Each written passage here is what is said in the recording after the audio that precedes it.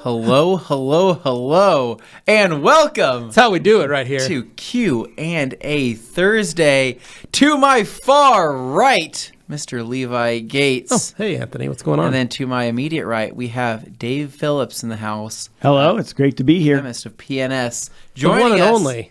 The one and only. That's right. The father of bead maker. Father of bead makers here. I think that says everything that we need to say. It's literally it. So, guys, welcome to the show. We're really excited. Dane is not here. He is he's at a family reunion, from what we know, and we've just around the office been calling it a family emergency just to frustrate him. That's all. Just he's like, that's all right, yeah, stop calling it that. So we're running the show today without him. Yeah. Which, you know what? We got to show him. Got the keys to the Thunderbird and the jet, or well, mostly just this, actually. We got to show him in the comments that we're going to have more fun without him. We don't want to make him feel bad, but we want to show him that the show must go on. Yeah, the show can go on if he never wanted to come back to the show. Exactly. So Dave is joining us from P&S today to answer all of your detailing chemical questions, right? Regardless of whether it's just within the P&S brand, I mean, he's going to do his best to try to field anything. And if he doesn't know the answer, you're going to tell him you don't know the answer. Right. Yeah. I would love to hear, I'd love to see kind of generic questions. Mm-hmm. I think those are great. I think the chemistry of detail products is interesting in itself. And everybody there, there's not that much new under the sun. So people do kind of go about it in similar ways. And it's always fun to find somebody that goes about it a little bit differently. Yeah. But it's just fun to try and look into the nuances of how a product works. Yeah. Yeah. So, other than Dave being here for the Q&A, right, there's obviously other reasons why he's here. We can't spill the beans on everything, but let's just say we've been doing some super secret product testing all morning long, going through, and we're actually kind of honing in on the last few details of maybe a future product. Mm-hmm. Which I think we're pretty excited about. Yeah, I think it's going to be pretty exciting. It's more than exciting. It's amazing, but we probably can't tell them too much now. We still have a couple more things to work out, and then I'm sure once the big day comes, or once we get closer to the big day, we'll be able to tell you all about it. So other than that, though, Dave, weather up here in Boise compared to down in Hayward. You're a bit warmer. Just a touch. A bit warmer, but the entire country is just a little on the hot side. Heck yeah, we are. It's actually the Bay Area kind of has its own natural air conditioning, so that's kind of nice. Although I think it was 93, 94 yesterday at my house. That's pretty hot. It's pretty hot. The whole place is warm. Well, and besides the weather, though, what's been new in Dave's life? What's been new at P&S? What you went on a trip recently, right? You guys went on vacation. So it's been quite a month. Okay.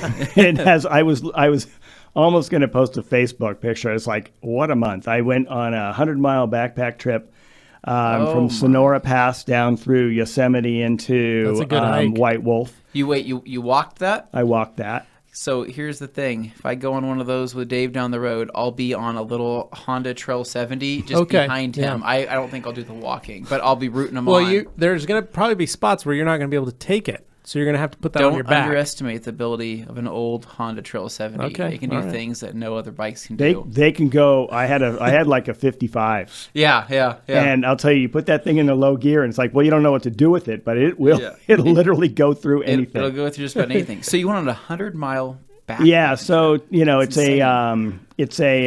technically it's a Pacific Crest Trail section hike. So we took a little section of the PCT. We turned off at Glen Aulin and went and headed down the Tuolumne River, which was beautiful down to just above Hetch Hetchy, and then we headed back up. Nice. I was saying it was really pretty hike. Oh, maybe a little bit more than I should have chewed on. I think. Yeah.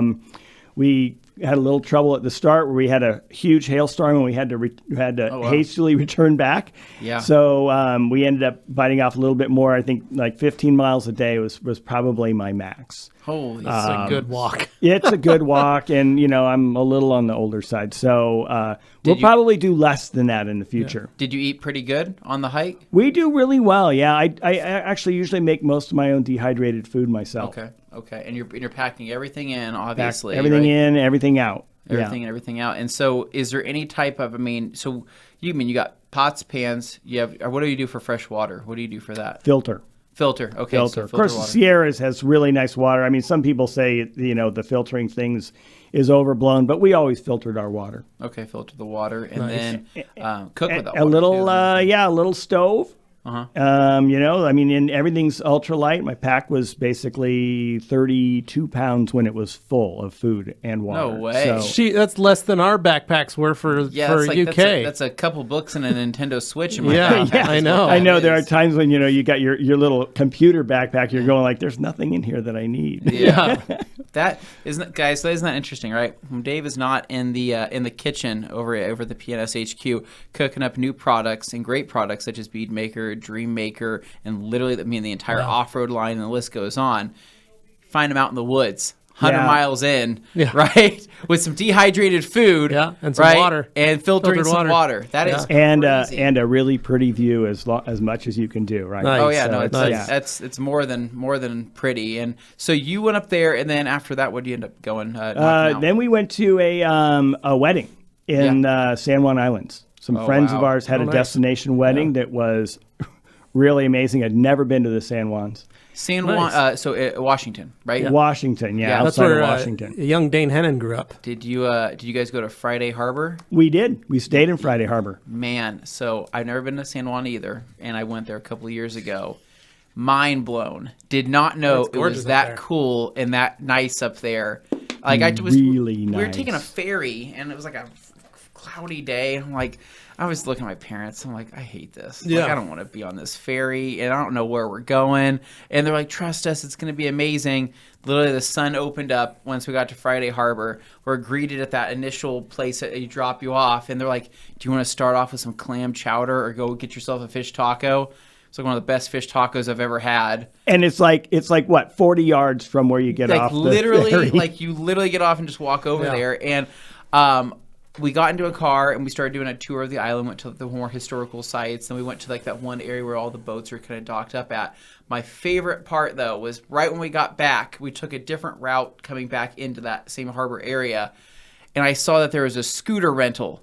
And I said, are you kidding me? I could have rented a scooter and toured this island on a scooter. I didn't have to sit in that stupid car with everybody. Now e-bikes are all over the place. Oh, it would be a blast. It's awesome. It's insane. So that's amazing. And then there's times of the year to go, right? And this is it. The days are, 16 hours long? Yeah, right. At least. Yeah. And so you wake up at 5 in the morning when the sun up, and it's up till about 10 o'clock at night. That's amazing. So, and the weather's, this is the time of year to be up in that area. So really, really beautiful, and enjoyed the, the local hospitality and the views and all that sort of stuff is really, really nice. Sweet. It's nice and very fancy up there. Having a wedding up there, heck yeah, right? Hope my daughter never asks for that, but if she does, I'll figure out a way. Yeah, it was really amazing. It was about altogether about a 3-day long event. Yeah. There was the actual wedding and reception, but before that there was a hike,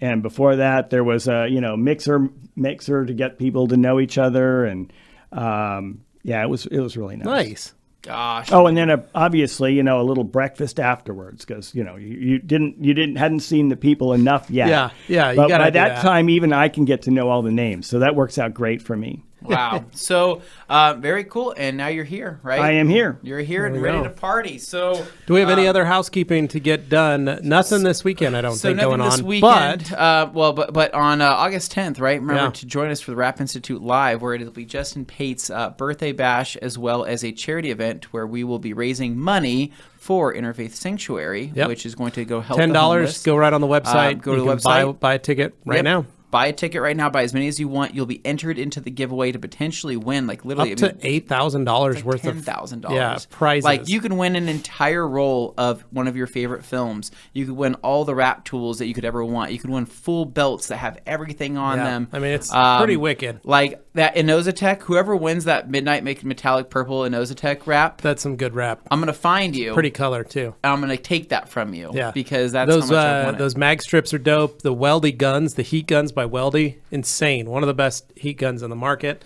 The pod steamer, got to use it the other day. Yeah, thing's awesome. It's amazing. Makes our McCulloughs look kind of kind of weak, man. Weak. That pod steamer. That pod steamer's pretty dope. Pretty interested. Race ramps, all that stuff. Slip bow, yeah. Rag, and then there's some rag company rag stuff. Company stuff. Gosh, Crazy. compared to everybody else's cool stuff, I'm like, oh, there we go. Okay, we have some more. All right. Number 2. But anyways, so join us next Wednesday. Next Wednesday, it's going to be an absolute blast. It's going to be a Wrap Wednesday. Yeah. You like that? What I did there? I like that. And it's going to be a ton of fun. So we have that going on. And then just make sure to stay in touch sign up for the Rag Company newsletter. Yeah. Thanks to everybody who watched our live yesterday. I know it was a little short. I know it was a little light. But, hey, that's what happens when we're washing a coated vehicle. Sometimes you know what you got to do? You got to keep things light and breezy on a hot summer day, Levi, especially out there in that studio. Right? It gets a little hot. It gets a little humid. Get a little hot. So speaking of hot, let's jump into some questions because we we have 4 pages of comments here. We built them up. Not because Dane isn't here. No. But because Dave is here. Because Dave is here. And so right. Alex Dewar says, welcome back, Dave. Glad to have you back. Excited to hear your knowledge. And then Dan Pfeiffer says, good afternoon. Word up from Minnesota, USA. Happy Friday Eve to the TRC crew. And welcome back, Mr. Phillips. Did y'all hear that Choco Tacos will be back? I'm hearing rumors of that. I will not. We're going to wait till it actually comes true. Dan Pfeiffer with a first question there. Let's go back here. Sorry. He says... learning how to do this. Oh, yeah. It says, Dave, many YouTubers talk about what can damage a coating and do chemical tests.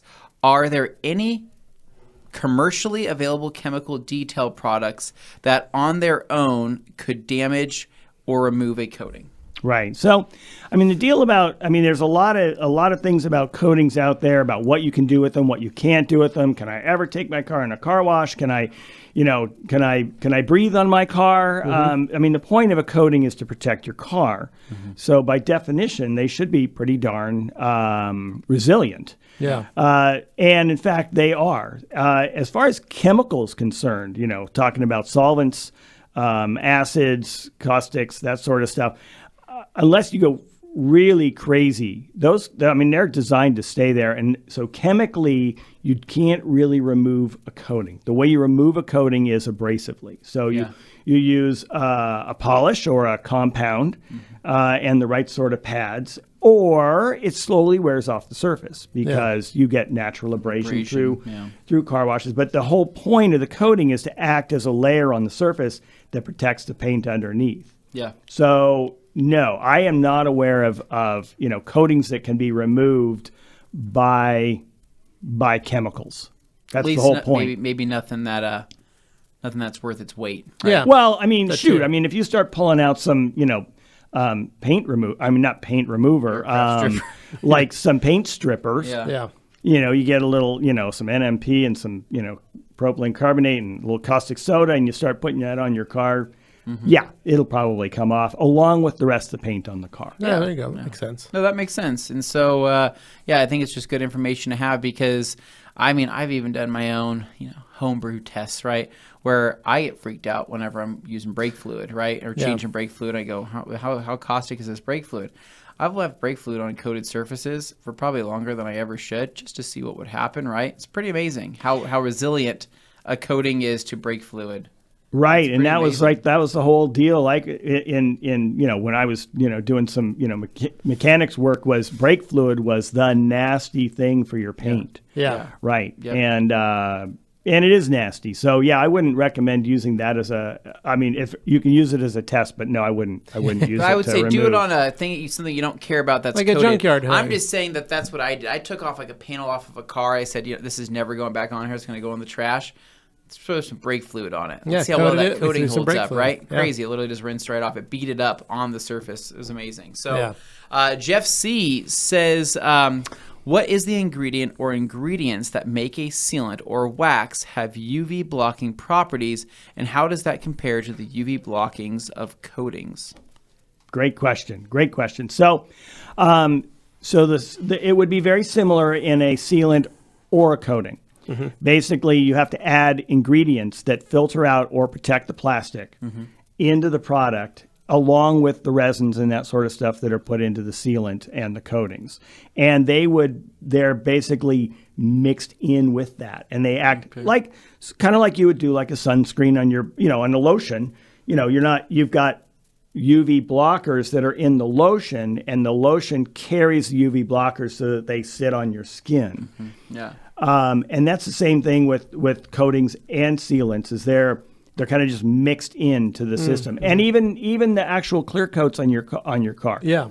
For instance, like if you ever run into a vinyl that they haven't put enough UV protectant in, it'll degrade in days. Yeah. Days. Very quick. So yeah. So that's like some of those easy way for folks to think about that is stickers. Right. So there are certain stickers that have UV blockers or are laminated with a UV clear or something that's on them.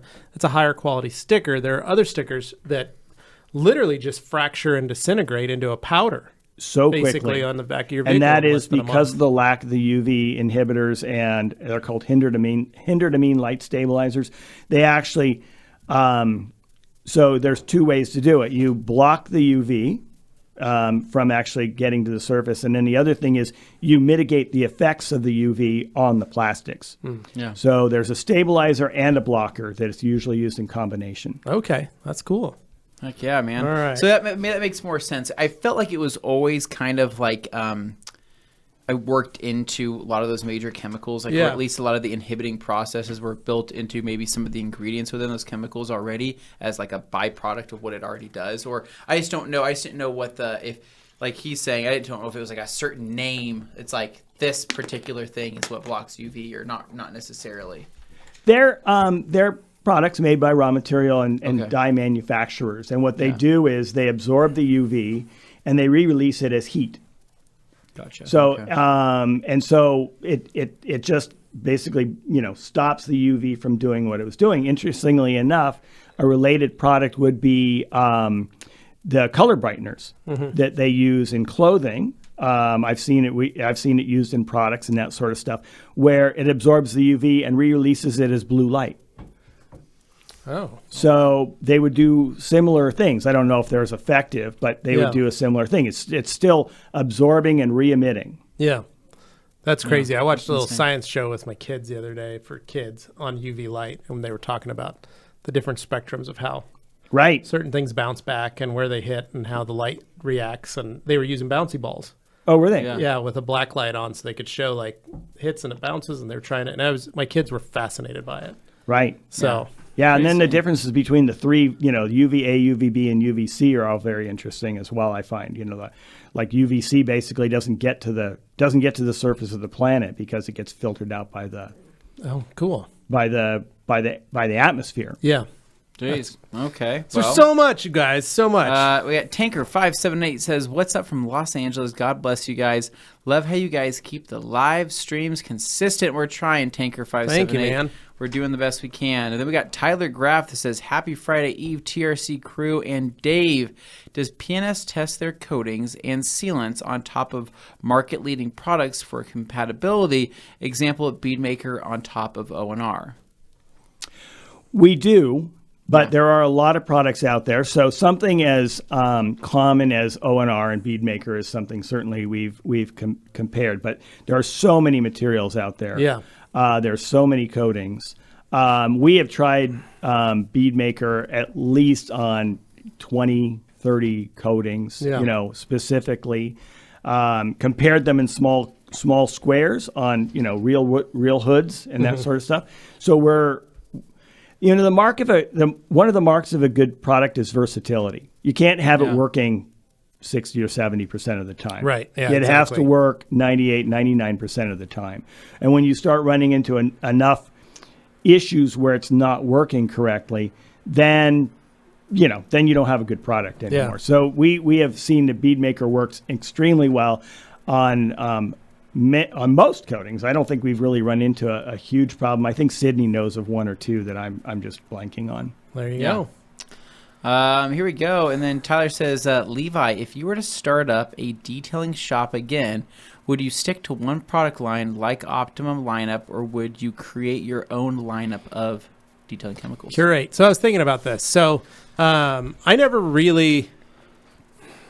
So I like using similar stuff if it makes sense, and I like sticking with the brand. You like synergy amongst things. I like synergy amongst things, and so, but I think every company has some standouts, The problem that a lot of people have is they go, oh, but you got to use this product and this, and don't use that product with that. That's true. But if I'm going to use P&S, interior cleaner, Express interior cleaner, I'll use it. And maybe I'll also use Koch's Top Star as my dressing for the interior because I really like Top Star. But to my employees, they won't know the difference. They won't know that one is Express, one is Top Star. Yeah. They will only see a spray bottle that says interior cleaner and a bottle that says interior dressing. Mm-hmm. That's all. Because I'm going to be mixing.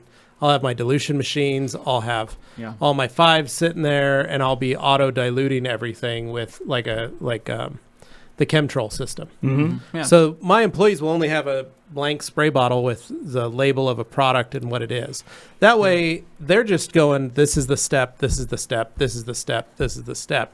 And they're not having to think of that stuff. I know because I've curated the products that I like the best and I think will provide the best look at the end of the day for the customer or ease of use for me. Mm-hmm.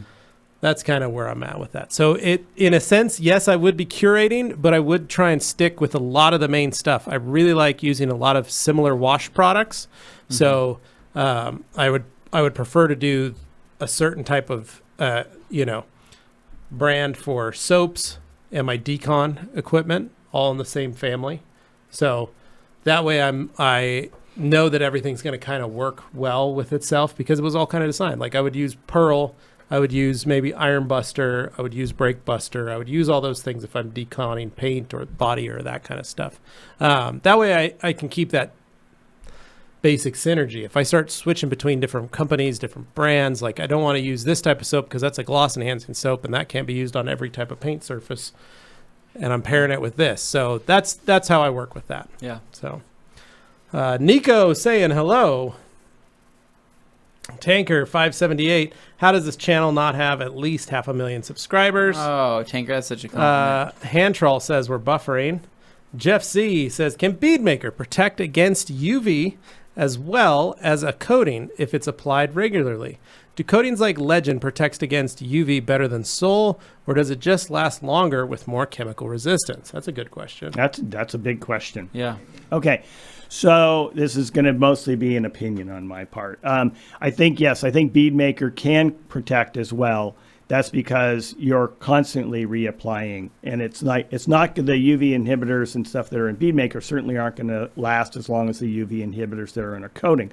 But because you can use it weekly or whenever you wash your car, you don't have to worry about them lasting all that long. They're just you're kind of constantly putting a little layer. They're going to degrade and you're going to replenish them. Yeah, you're just going to keep replenishing them. So yes, I believe it could, but not if you're going to do this every 2 months. Mm-hmm. Or every 3 months. It's like if you're going to use it, sporadically, then no. The other thing is a lot of the UV inhibitors are oils. Yeah. And they can penetrate into basically plastics, which is essentially what a paint is anyway. So basically, as they penetrate, they get stuck there. Mm-hmm. And they can slowly break down over time due to the UV exposure, but it's still going to be kind of like in the surface, right? It's going to kind of be doing its job. All that being said, all this UV attenuation is based a lot on coating thickness and how much UV inhibitor you actually put in the coating. Okay. There's sometimes enough UV inhibitor to protect the coating, and sometimes there's enough UV inhibitor to protect the coating and what's underneath. Generally, it's kind of the same thing because you want to stop, like we talked about with plastics and vinyl, you want to stop that coating from being broken down. And in the process, it's also going to stop the UV from penetrating further through the paint. But it is definitely a function of thickness, and that's where the coating thing becomes a bit of an issue, is because they are so thin. Okay, yeah. That makes sense. That's also probably why certain coatings need multiple layers. Yeah. Yeah. So if you're going to provide a huge amount of UV protection, you're going to have to build a coat. That's not what we're not saying. Start doing multiple coats of coatings, because they're not designed to do that.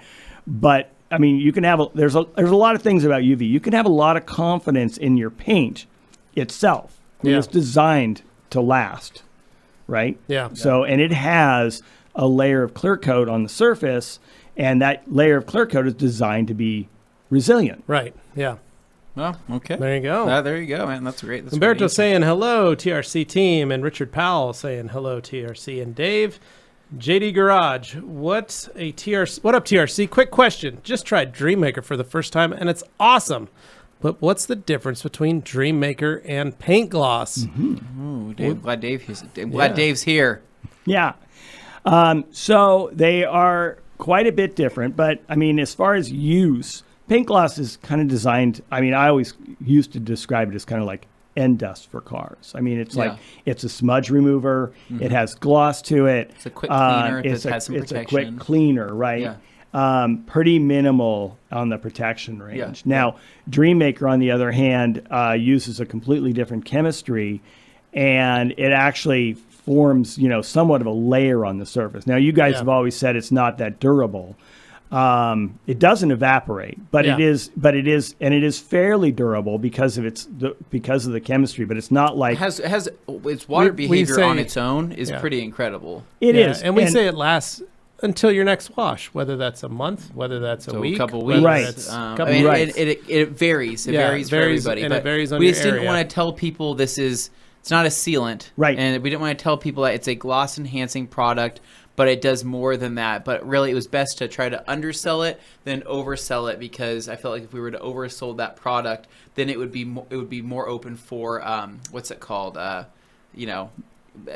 be picked apart. I guess beat up. Yeah. People would be like, "Oh, you told us it's a sealant. It's not a sealant. Because it definitely has, it has a unique spot in the market, right? Yes. And it's not necessarily for and it's not bead maker, and it's not, the extra sealant, long lasting. But it's so funny because the people that try it, I had people literally reach out to me and say, "Hey, man, didn't try it for the longest time just because I just didn't want to fall into the hype, or didn't want to try it because I already have so much bead maker." And they say, I finally ran out, so I purchased a bottle, and oh my god! And they say, this is the real deal. The gloss is insane. I feel like the feeling of it is fantastic. I love the smell of it, and the people I find that just love it the most is everybody with a colored car, such as like red, blues, greens, glow, yellows, because it has this really warm tone to it that sometimes you're not always going to extract with a silver car or a white car or a black car. But I find that people that have a car that has some really good saturation to it, some good colors in it,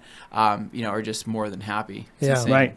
But so Dreammaker being a different chemistry, it's different chemistry, and it is going to put more of a film. On the surface than paint gloss will. Yeah, and it almost, because of that leveling effect on the surface, that's almost what allows the light to bounce off the vehicle a little better, and the gloss to explode the kind of the visual appearance of the car to brighten. Oh yeah, for a lot of folks, and that's why it does that. When we pair it with that Dreammaker towel with FTW in pink, I feel like it's the best feel, the best look, and it's insane. I took photos of my cars like 4 weeks ago, washed my car, and then put some Dreammaker on it, and my car's red, but I went to go take photos of it, and the color in my photos with my nice camera was blown out. Meaning that it was too saturated for the camera to pick up the amount of red that was happening in comparison to the backdrop and everything else, right? Not like I edited it and bumped up the saturation. It was just that it was so vibrant, and there was so much, like the sun was hitting it perfectly, that like I look at the camera and I go, people are going to think this is fake. Like I've edited this photo. Right, I've oversaturated the photo, than what this is. But you could tell like it was grainy. There was color grain in the picture because of how red it was, and I'm like, what a joke. Like how I can't I try to tell people this. I'm like, guys, this stuff like literally in comparison to other things, it's doing something. I can't tell you everything it's doing because I'm not the chemist, but I'm telling you it's doing something, and it's incredible. I've enjoyed, I'm sorry, just a similar little different twist on that. I've always enjoyed, I take a lot of the pictures when we go to things like McCall's and that sort of stuff. And I've always found it really interesting when you start getting a car that is so shiny that it doesn't really have any surface scratches on it, and then you're trying to take a picture not with your iPhone but with like an nice SLR camera, and the camera is busy trying to figure out where to focus. Can't focus on it. It can't figure out where the surface is, and that is less like you go like, okay, that's a shiny car. Yeah, That's that very must be pretty glossy. Paolo, what up, homies? Hope you're doing well. When can we get some content on the P&S headlight coating? Also, when is the P&S foam cannon finally coming out? So we heard about Lucid, but we don't have any Lucid. Sorry, we haven't Paolo. used it yet. We haven't used it yet. So, I'm unfortunately for the marketing stuff, I'm not the guy. There you go. I'm sorry. Well, no, we've already been blaming Bob. We've already blamed Bob. Bob knows, we won't pick that back Keith's up. fault for posting it in the comments. Keith and Bob are both watching right now. It's actually so bad that there may be content that I just don't know about. Yeah. I'm not going to be able to inform you. So we can't tell you anything, Paulo, not yet, not until we try it. And I don't know anything about a foam can, but it sounds pretty cool. Next question here we have Stilly's Mobile Detailing. Got Andy in the house saying, hello guys. Able to watch today Andy? From the wild, wild west of Central Sierra foothills. Legend has it somewhere near Black Bart's Hidden Gold. Nice. Coloma? Sweet. I think he is. I think that's around that area. Yeah. Han saying, yay, Q&A, let's go, buddies. And then looks like the boys are talking to each other. We're on page 5 now, Levi, right? Yes, no, we're on 4. 4. All right. So Mike C saying, hey, guys, how's it going? Thanks for the awesome show today. Boy, it's really hot out today. I'm just trying to stay alive, as the Bee Gees would say. We're all trying to, Mike. Graham Marshall saying, afternoon, lads. I guess it's still applicable for today. It is. Yeah. So Levi Anthony and Dave. Yeah. Oh, yeah. And happy Friday Eve to everyone. So in Bingo Lingo, clickety-click, it's time to take your pick of the 6. Eyes down for a full house. We've got a TRC Q&A bingo sheet on our discussion group podcast channel. Oh, okay. On the Facebook page. And so it's things that we might say. Or if do. If we say a line or do something, then it's typically it's a check mark or something like that. Cool. Right? So if I, for some reason, make a reference to what we call the rosary back here, which is a photo of me in my once, jacked state, looking good. Yep. And then we have right there up here, the Grail. And so what we just said right now gives two people, gives two squares. Two squares. You burped earlier. Did I burp? Yeah, you burped on the mic, but that's not the square. I have to burp. You have to burp, right? So we need to get you some more Diet Pepsi. Moving up here, we have Kirby Thompson saying, hiding inside from 103 degrees this afternoon. I have questions for the famous chemist Dave Phillips. And then Graham Marshall says 39 seconds. Ryan E. says, hello from Huntington Beach. Nico says 10 seconds. I think they're all counting down. Umberto says, unfortunately, Mike C., your temperature there is normal all year long for us being in the Caribbean. Nico says, go. Alex says, intro was spot on. Thank you, Alex. I tried. Nathan says, happy Friday Eve. Happy Friday Eve, Nathan. And Hans, the guy in the middle looks very different from other Q&As. Yeah, just a little bit. And then TRC, you guys are a blessing to the detailing community. Thank you, Frederick Johnson. And Kirby Thompson with his first question. Dave, I have found full send total dressing to be a great plastic trim treatment on many cars. How does it differ from Shine-All or Shape Up for exterior plastic trim? So full send is kind of a more, let's see, how would I put it? It's a more... I'll just say it's kind of more pure. It doesn't have all the extra gloss enhancers and some of that, kind of the gewgaw that a lot of the other dressings have in it. Okay. Yeah. So it's more, I'll just call it more of a pure dressing. Okay, so it's less show, more go. You can get a lot of show out of it, but it doesn't rely on other materials to improve the gloss. It's just kind of like, it's full send, and full send is what the product, it's just it's a set of dressing materials that are pretty durable and that sort of stuff. In some cases, so for instance, like Shine-All, it's a thick product. So we put a thickener in it. Well, we don't put a thickener in full send. So that's missing that.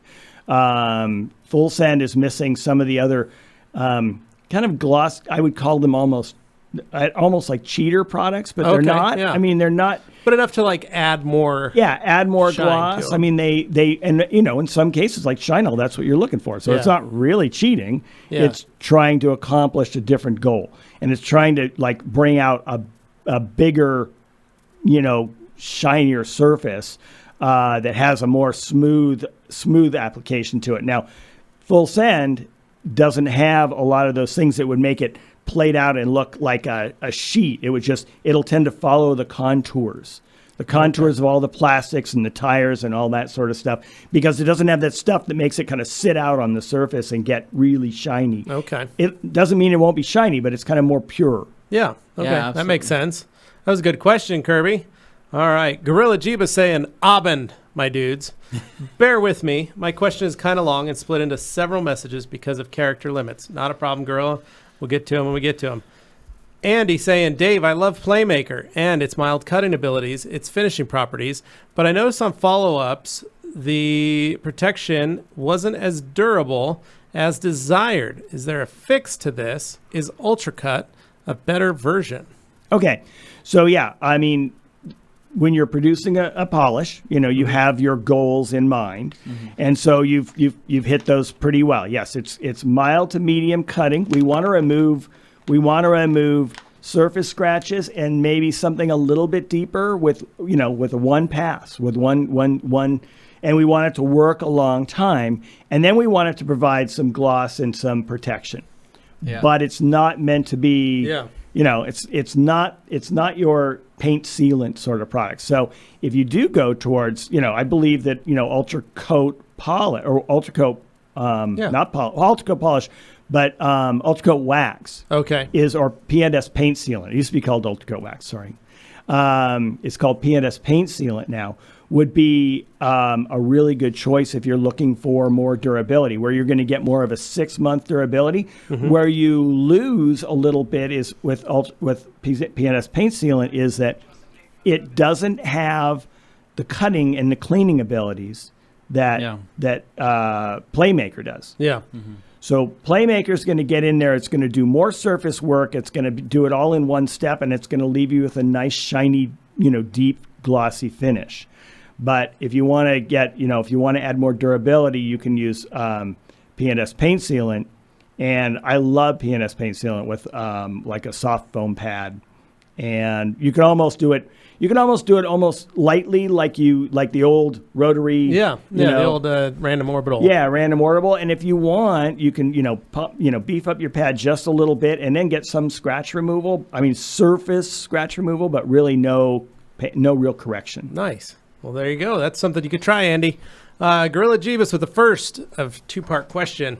He went as far as saying it's nonsense because SiO2 sprays are basically water with max 5% of SiO2 derivatives. Since the spray is 95% water, it'll get rejected by the coating.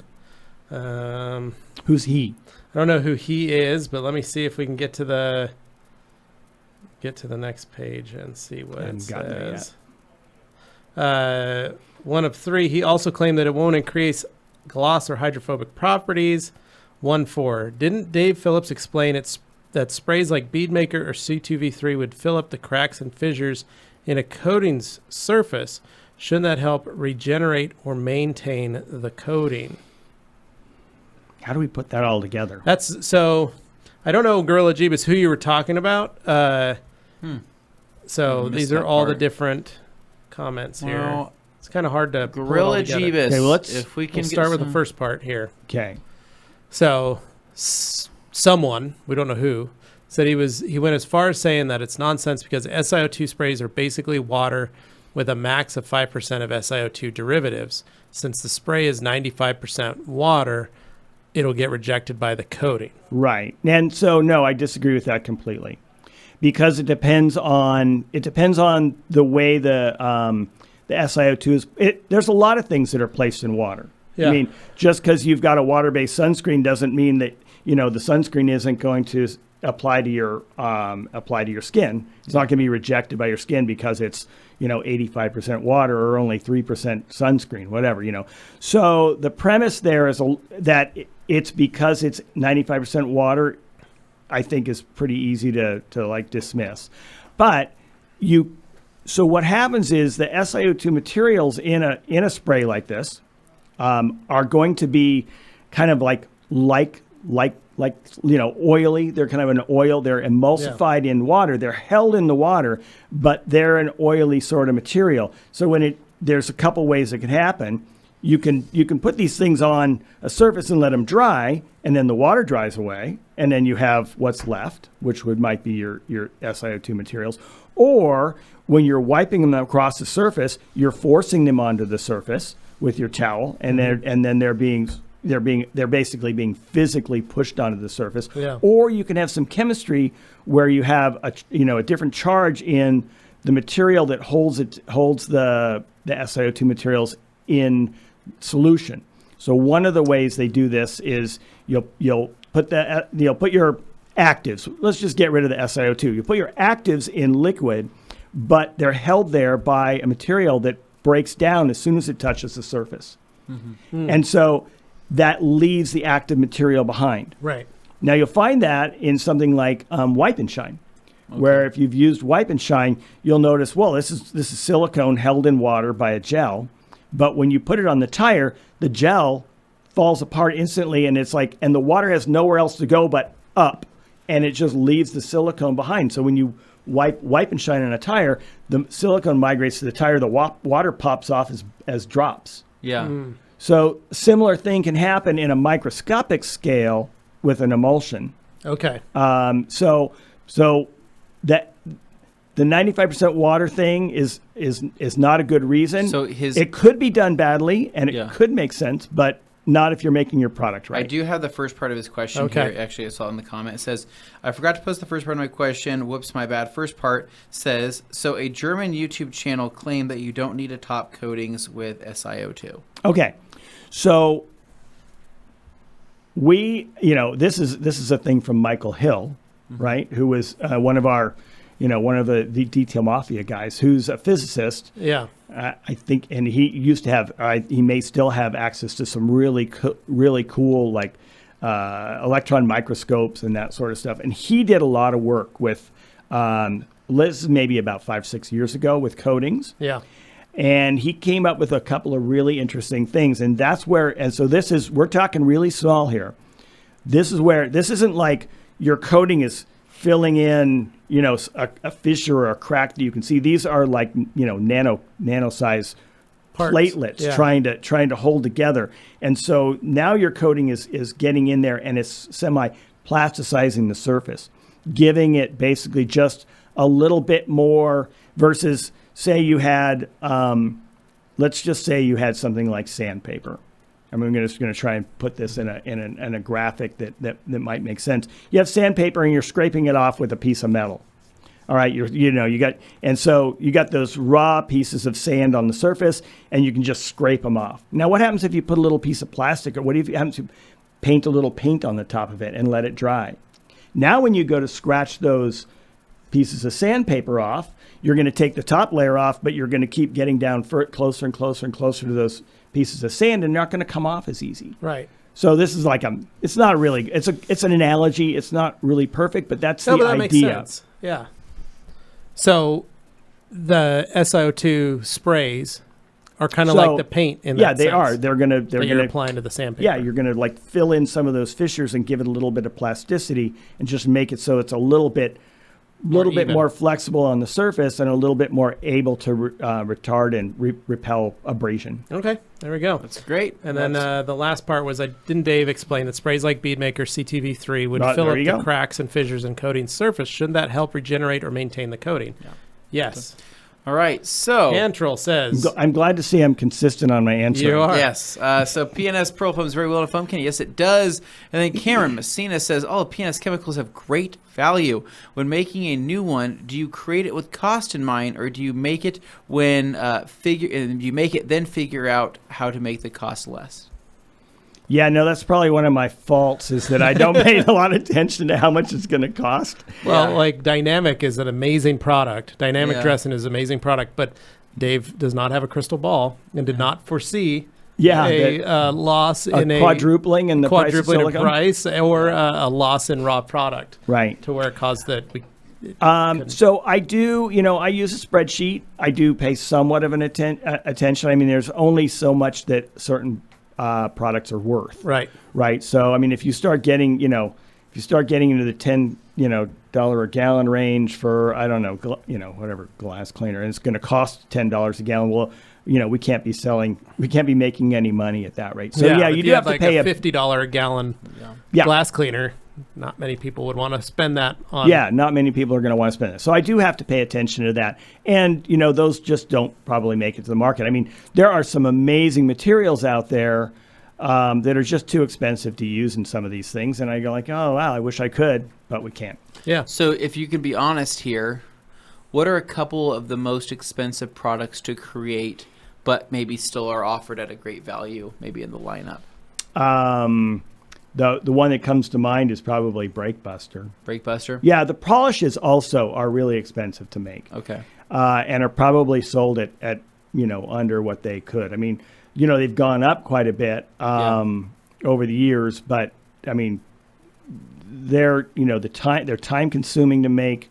They're expensive to make. So those are, you're getting good value for your dollar on those. So amongst the most popular, though, you'd probably say Brake Buster is cost-wise one of the more expensive chemicals to create. Yeah, probably. Okay. All right. Well, there you go, guys. And you're still getting good deals. Yeah, and Nico, thumbs up on Brake Buster. And then Cameron, what was the most difficult P&S chemical to figure out the right formula? I guess maybe what's a chemical what's a chemical that you've created that maybe took the most amount of tweaking?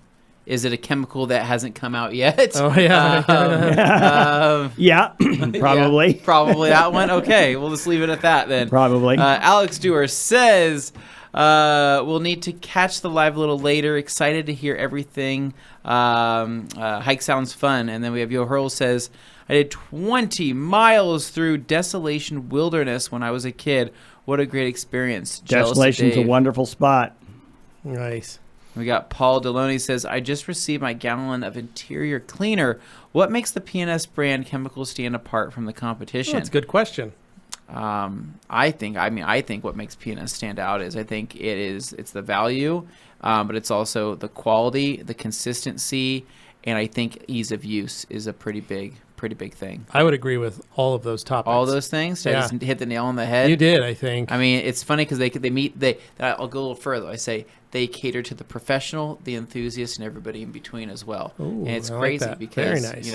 It's seen in so many professional shops. Also been in business since 1961? 1961, yeah. 1961. So, yeah, I mean, we got to start, in the professional market. Mm-hmm. And so I always, we've always said, it's like, well, we've never had one-time customers. Yeah. Mm-hmm. We've had professionals that wanted to use the product and we wanted them to use it over and over and over. You're not going to keep selling, professional level product to somebody if it doesn't work. Yeah. So, they've all, not a lot, they've all had their time in the hands of a professional and they've all been successful in that marketplace. And when you take that, I think, level of product and move it to the, an enthusiast, I don't think they're, I think it just provides a good platform for to start with. Yeah. And the only other, and so specifically about Express Interior Cleaner, I would say I'm constantly surprised at what it does. Yeah. Well, I'll for me, this is something that I learned about a couple years ago. It was about 5 years ago. So I cut my eye teeth detailing with my parents, and they would teach me how to do things. And my dad always had this cabinet of detailing products because my dad used to detail back in the day, and he'd buy it from an old detailer here in Boise who's probably 90 years old now, and hopefully his company, I haven't seen him in about 5 years, but he used to come into the rag company, buy towels, but he had a company and he would sell products, and his company was Bates Auto Beauty. And I have all these products still some of these are still at my dad's shop.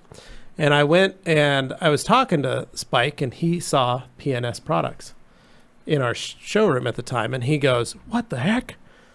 I've been doing business with P&S since the 60s."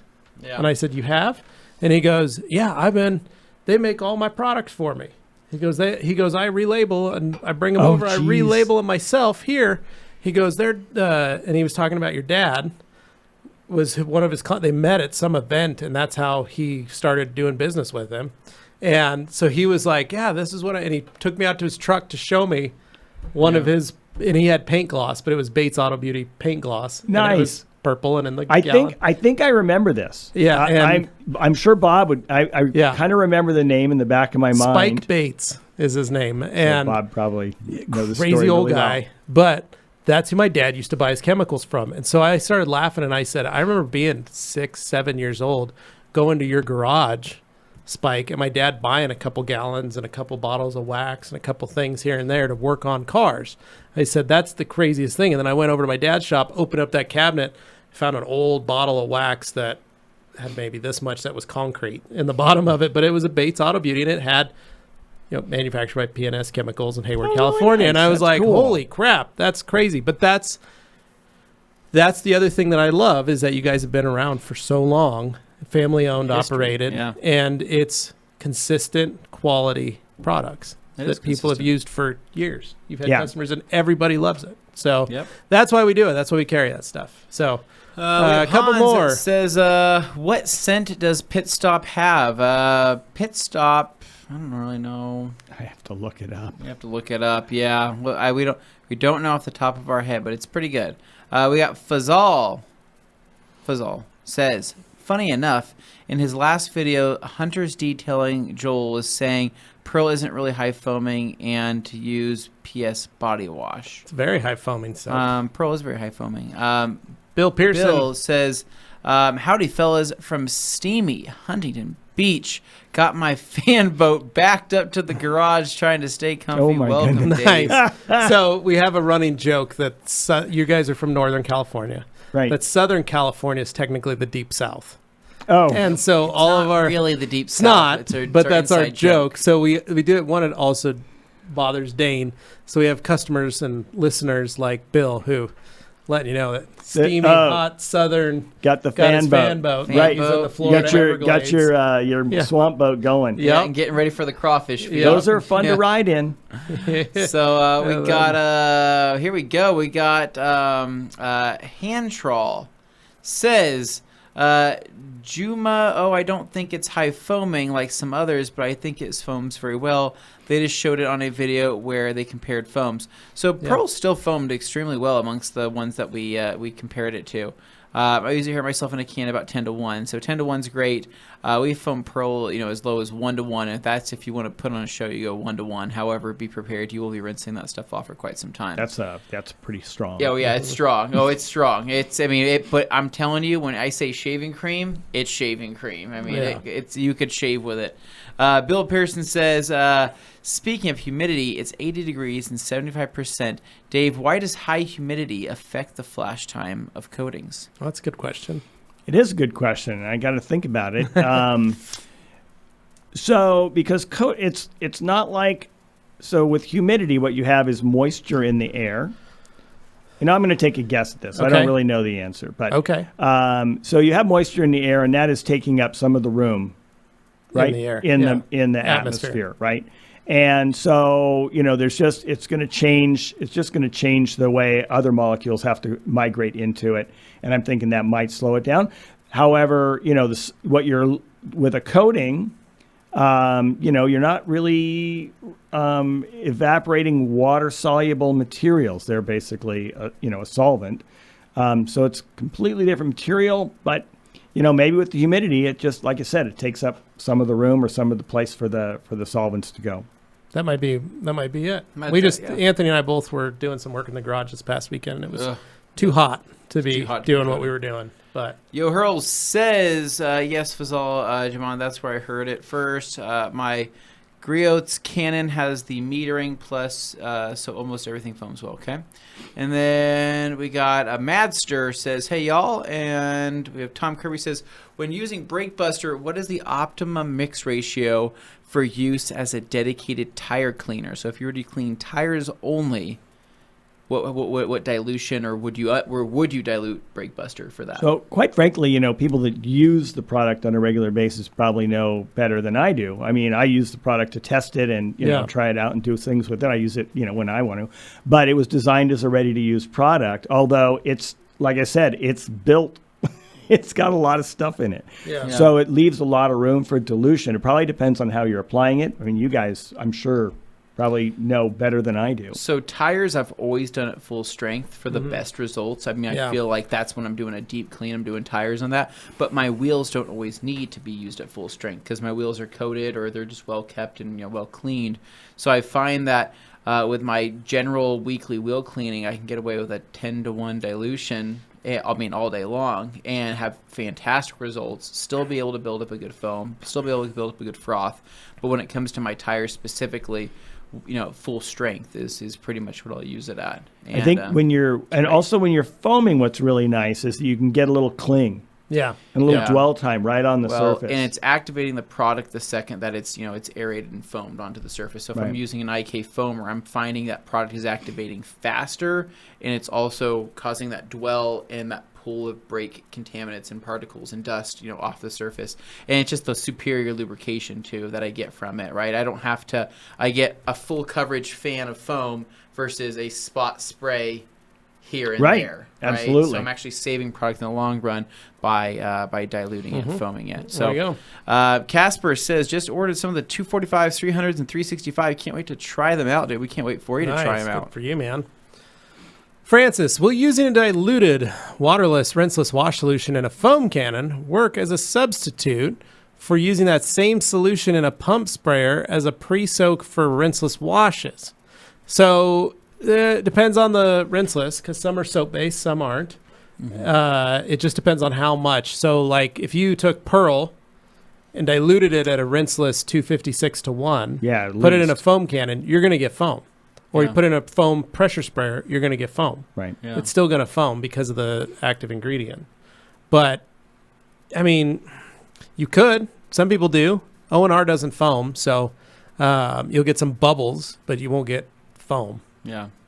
Little Detail says, Dave, what are some of the newest or most interesting resins you have heard of being used in protective coatings?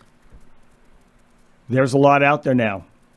There's a lot of work being done because of the activity in the marketplace for these, and they're coming out regularly. Some of them aren't available in the U.S. yet anymore, or yet. No, some of them aren't available anymore. That's a different story. Yeah. I guess as far as resins is an interesting part of that.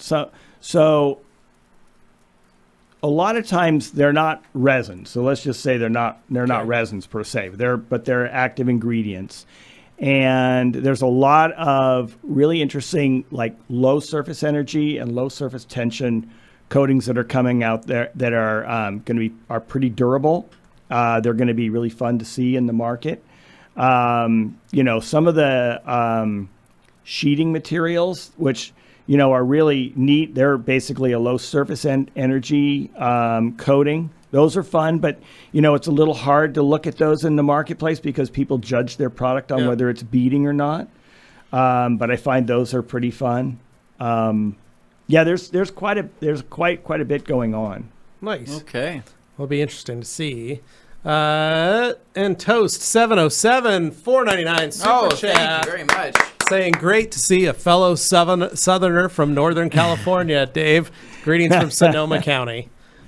All right. And then Andy. Stilly says, does bug off strip protection dilute it down? ? So, no, bug off's not designed to strip protection, but, you certainly can dilute it down. I mean, it's, if you're worried about it or you find that it is taking off something you don't want to take off, dilute it down is a great thing. And, just use it where you need it. Mm-hmm. There you go. And then Zachary Jerrigan, can I do an O&R wash after polishing instead of an IPA wipe down? So kind of a weird spot. So Zachary, yes, you can do an O&R wash after polishing to help pick up any of your dust, any of your light, leftover compound that's left over. It also helps remove some of that compound that might be too sticky or something like that, having a damp towel. So in my shop, my guys would do that. They would basically wash the vehicle after they were doing compounding, but then they would go over with alcohol, an IPA wipe down, to remove any of the leftover stuff before applying any type of protection, depending on the job. If it was a coating, if it was a sealant or wax, they'd still clean the surface just so that we could promote the proper amount of adhesion for that protection product. Right. I think if you're going to go for a sealant, it should be fairly compatible with the polishing ingredients. Yep, exactly. That are there. So, removing them isn't necessary to make that happen. I think the IPA wipe down is always an interesting process, especially for people that are to see whether they're actually fixing the surface or not. Yeah, I think that's the main reason most people do it, is to make sure that they've gotten the area taken care of. Jeff C. Dave, what's your favorite detailing product that the rag company sells that is from a brand other than P&S? Are there products on the market that you would like to crack the code and improve? Ooh. Interesting. I haven't really tried a lot of your other products. That's all right. I'm sure, I know there's great products. Solution Finish. Huh? Solution Finish. You like Solution Finish, right? Oh, I like Solution Finish. You like Solution Finish? Right? I love Solution Finish. Yeah. Yes, good call. There you go. That's an easy one. That is right there. Easy. Yeah, I'm sorry. I was like going, I'm on the spot. What have I tried? You've tried a lot of different things. But anyways, guys, we are going to be wrapping it up for right now before we go to take a break. So we're going to go to a quick break. We have some really cool commercials, including one of the Justin Pate commercials telling you guys all about the Rap Institute live next Wednesday. So don't go anywhere. We're going to be back, but enjoy the commercials, and I'll see you in a minute. Hi everyone, Justin Pate for the Rap Institute, and we have 1 week left before our very special TWI Live event. It's going to take place at the Rag Company in Boise, Idaho, August 10th between 10 a.m. and 12:30 p.m. This is a very special TWI Live event because not only is it going to be filled with great demos from myself and also special guests, but it's also a celebration and a charity event. So the celebration part is twofold.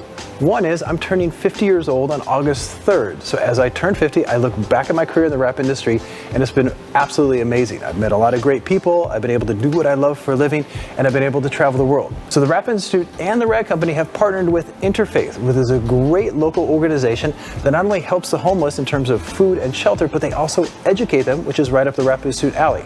So for this event, I've talked to a lot of manufacturers across the world, and they've donated a lot of amazing prizes, over $8,000 worth of prizes. And we're going to give those away to you watching the event, which is great. But in order to be available to win the prizes, you have to donate at least $10.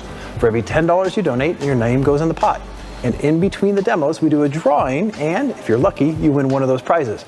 And all the money from the event goes to Interfaith and helps those homeless people not only feed them, but also educate them. So this has been an overview of this very special TWI Live event that's taking place August 10th between 10 a.m. and 12:30 p.m. Definitely hope you can join us to celebrate not only my birthday, the rap industry, but also a chance to give to the homeless. So definitely check out the description of who's going to be doing the demos, the prizes that are available to win, and also how to sign up so you can donate the money. Hope to see you there. Cheers.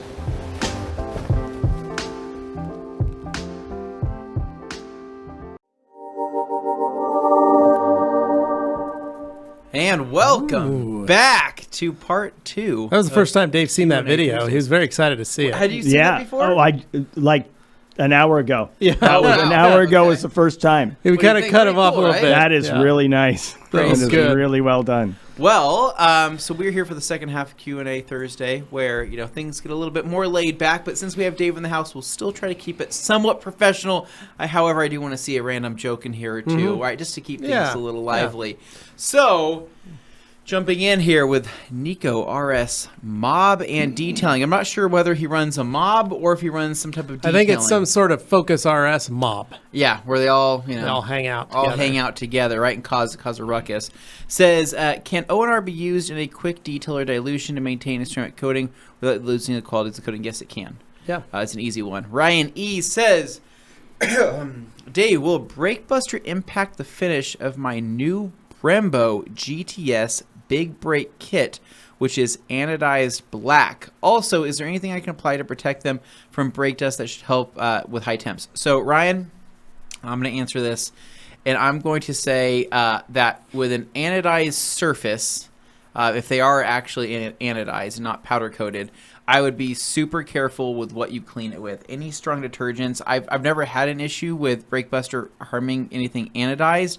I just think in general, anodized surfaces are extremely delicate to not only chemicals, they're still technically raw, but heat and sun exposure, right? Yeah. So anodized, I mean, if it's black, anodizing that with time and UV exposure and all that, it'll deteriorate. It'll start to turn purple. So I would try to use something pretty pH balanced if it was me. But I know it's a big brake. It's a brake kit. It's going to get dirty. Do you have any ideas on something that's really neutral as a cleaner that could still lift brake dust, but that wouldn't necessarily be super high pH or super low?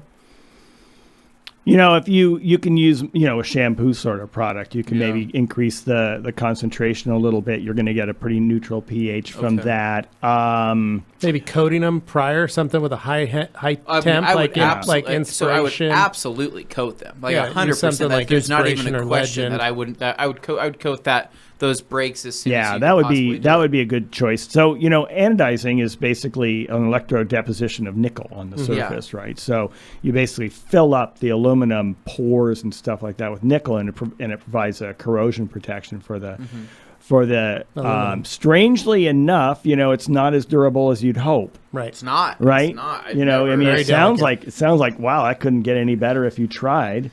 No. But putting a little coating on it certainly is going to give you another a layer of plastic over the top of that, which Well, it's not plastic, but ceramic. But anodized anything, like I used to get excited about anodized parts, right? Because most motorcycle parts are anodized. Like most of the things that you'll buy, they're either powder coated or anodized. So like levers will be anodized, reservoirs will be anodized, and certain anodizing holds up better than others. Yeah, certain bicycle components can be anodized to be like kind of a cool color, and those do pretty good. And there's certain ones that do hold up much better than others. However, it just depends, because with sun exposure, with heat, and all those types of things, it's still a relatively delicate if finish. You think about a bicycle, most of the time those are in the garage. They don't see a ton of heat comparatively to, say, a motorcycle, who's going to generate a little more heat in certain areas of the bike, especially if they're engine components.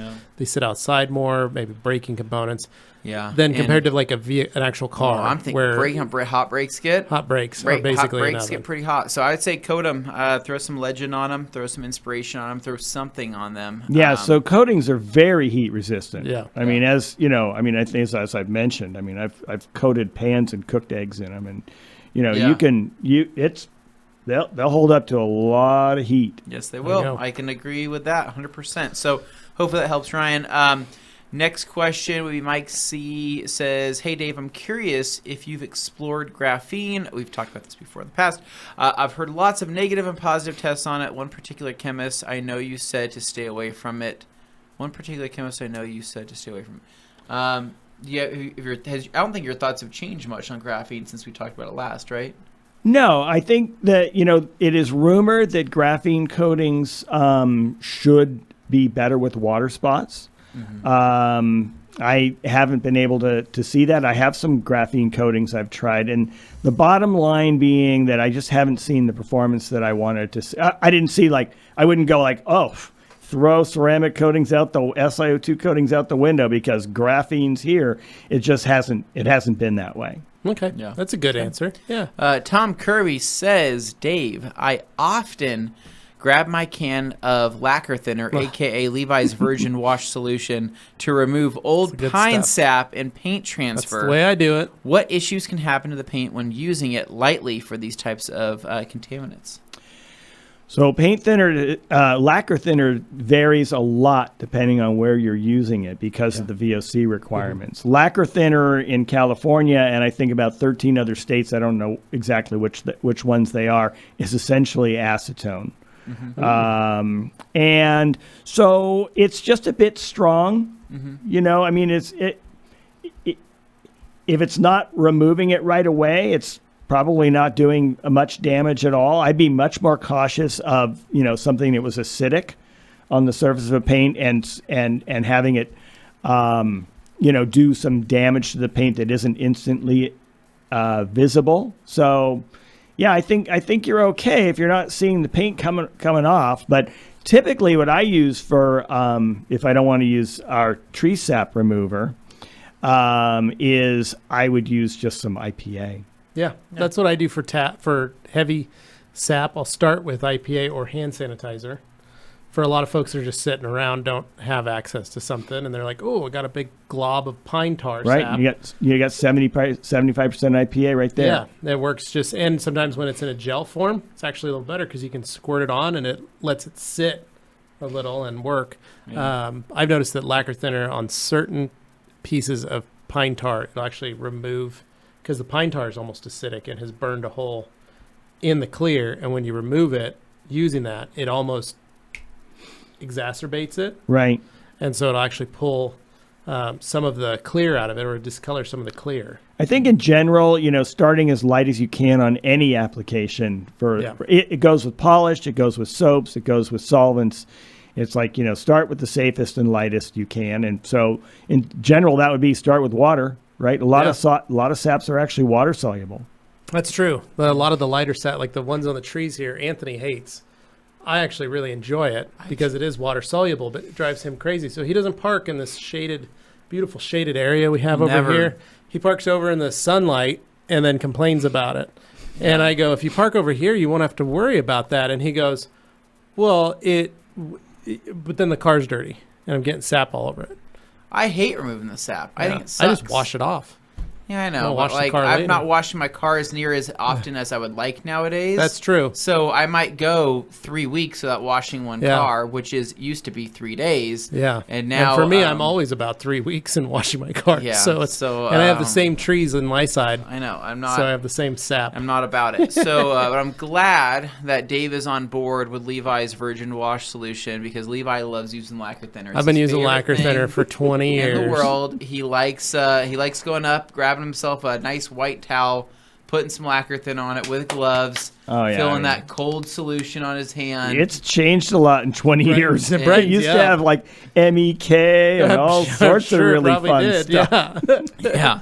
So JD Garage says, Dave, I've seen a few detailers using diluted brake buster to remove bugs from paint. What are your thoughts on this? Cool. Yeah. It's a very versatile product. If you don't need. It's nice to have a product for every application, but I think Brake Buster is a good, solid cleaner for that. Okay. We have Ryan asking an interesting, Luke Newman question. Luke says, hey, Dave, how complicated are rinseless wash products? Are they just a watered-down soap?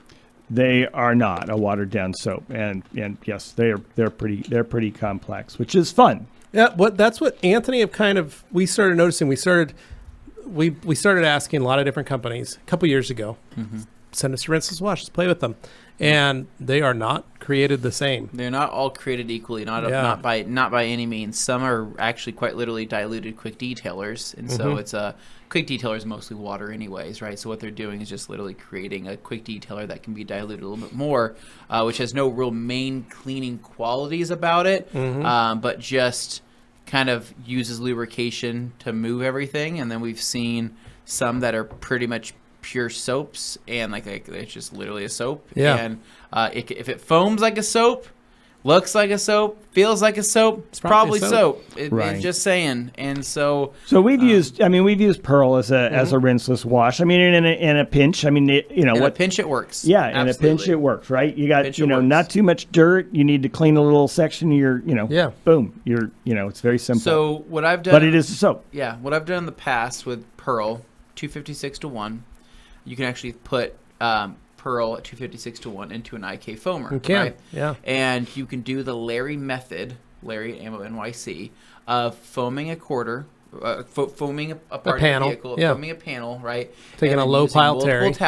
Taking a low pile terry, and removing the foam and soap, right, that has now kind of lifted and emulsified some of that dirt away from the panel, right? And a pinch It works fantastic. You can also do it in a normal bucket. But what I like to have done in the past was take paint gloss and kind of neutralize any of that leftover soap and add a little bit of protection while I'm at it. So instead of fully rinsing, I'm only using the soap at 256-1, which is mostly water. Right. And then wiping clean, taking my paint gloss, neutralizing any of that soap that's left over on the surface, adding a little bit of gloss, slickness, yes, and feel. Yeah. So that's what I've done, but it works in a pinch, right? You know, but who knows what the future holds? Tank 578 says, question for Dave: can full send be used on synthetic leather?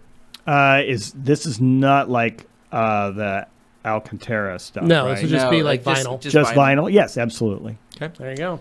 And then we have Gransky. Greetings from Toronto, Canada. Question for you, Dave.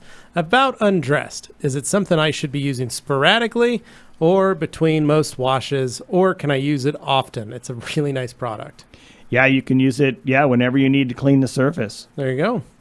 Ryan Rigdon, good afternoon, gentlemen. Great to see Bob again. I've wanted to ask Bob's this. going to appreciate that. How do you find a traditional lice medication to have such magical properties on paint? Speaking of benzyl benzoate. Wow. I don't know what that means, Ryan. Well, I'm trying to think of why you would put benzyl benzoate in something. Yeah, pretty crazy. So benzyl benzoate is going to be, mostly a fragrance. Yeah.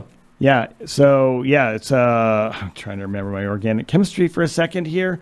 But yeah, it's going to mostly be a fragrance. So it's going to, I think that smells like almonds. There you go. Our very own Amanda Hull saying, loving the t-shirts. Amanda. Pink really stands out. Pink's her favorite color. Pink is her favorite color. There's no denying that. We'll see what we can do. Thank you, my dear. And then we have Hand Troll. Says, I find Legend performs slightly better naked than topped. I understand bead maker is recommended for longevity.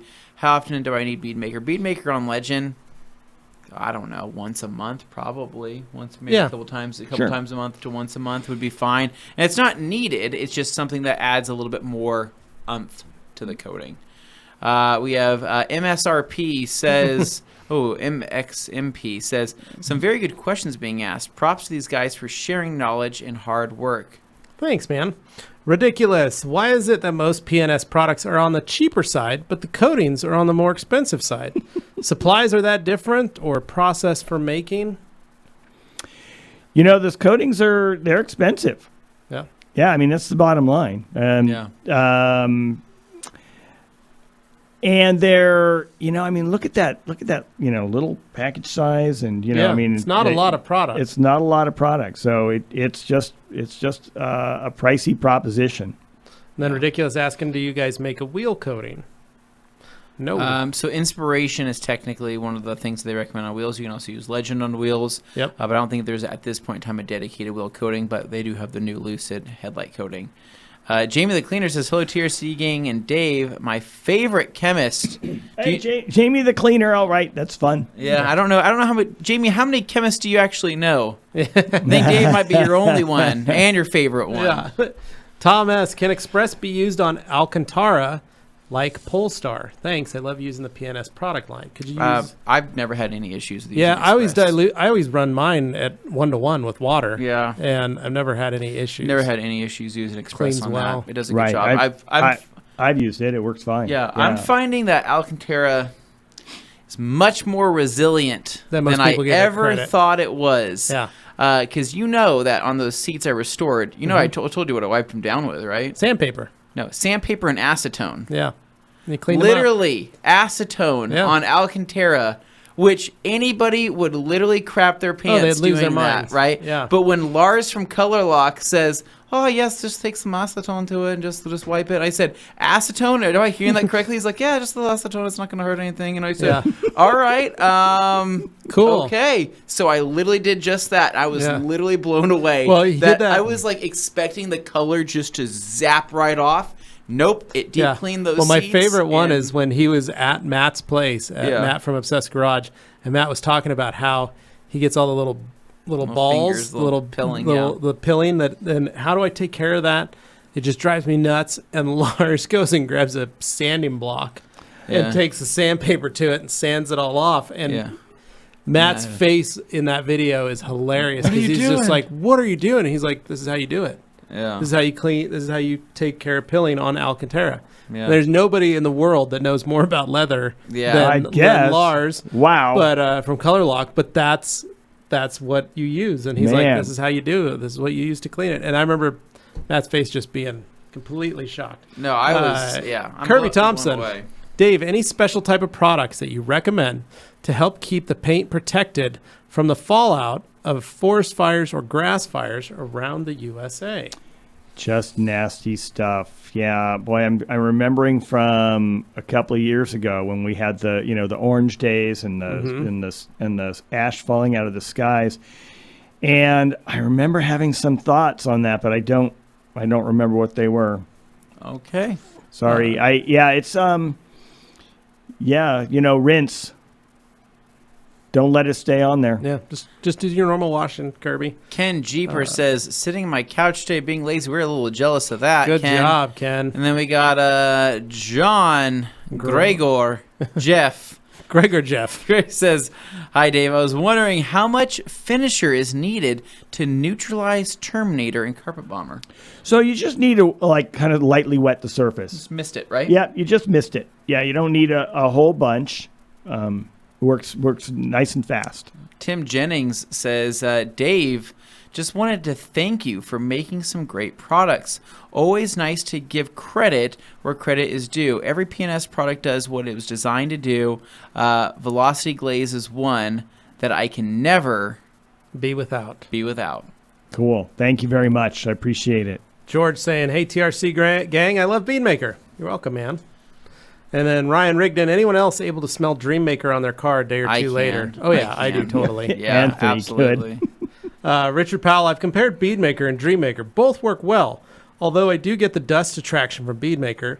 Dreammaker is my preference between the two products, and the longevity is better than expected.